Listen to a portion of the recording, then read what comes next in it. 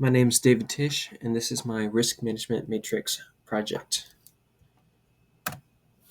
So, to start in, what is the Risk Management Matrix? What this is basically you take a risk or a situation, and to better get a gauge of what the risk would be in this kind of scenario, you compare the impact, like how bad is it going to happen. If this was to happen, how bad is it going to be? Is it going to be medium, extreme? Is it going to be, what's it going to be like?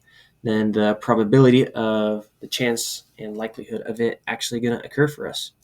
So we can apply this to different scenarios. For instance, mid-air collision. So in flight training realm, where we're currently at, it's a rather unlikely occurrence.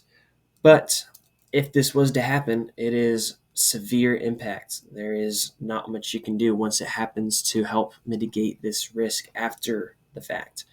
But to help prevent something such as this, through proper safety techniques in flight training, they teach you to make proper radio calls. You're always scanning, looking for outside traffic, and getting better situational awareness of your location to possible flight schools. You can have better avionics in the aircraft to get a better idea of other traffic in the area, as well as talking to ATC that can give you a heads up. So through these different techniques we can use, the residual risk goes down to still a severe impact. So you get hit another plane, it's not going to change the fact if you make more radio calls, but the probability of it is going to drop all the way down to rare because of talking with more people, getting a better insight of what's happening in the area.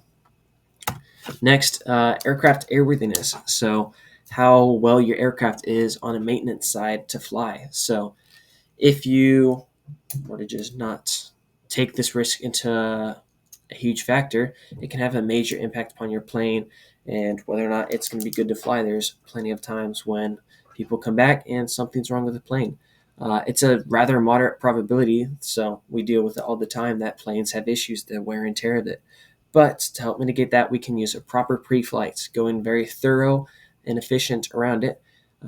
Consistent inspections from maintenance, as well as the maintenance personnel as well, making sure that they are handling situations and the maintenance itself respectfully efficient and effective, to recognize things that need to be replaced and not just getting latent about it.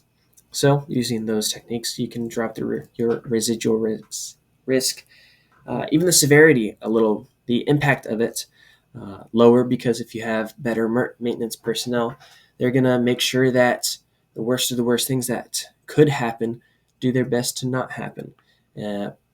Plus, with better maintenance and pre-flights, especially your pre-flight, you can make the probability much more rare. And finally, fuel contamination, something we deal with rather frequently. It's a severe impact on our aircraft that can give us a complete engine failure. Contamination is a rather likely thing between water, the things that get in there. So mitigation, for instance, we have fuel inspection. Those need to be inspected almost every single day, are getting checked. You're sumping the plane, you're sumping the fuel tanks, making sure the equipment is good.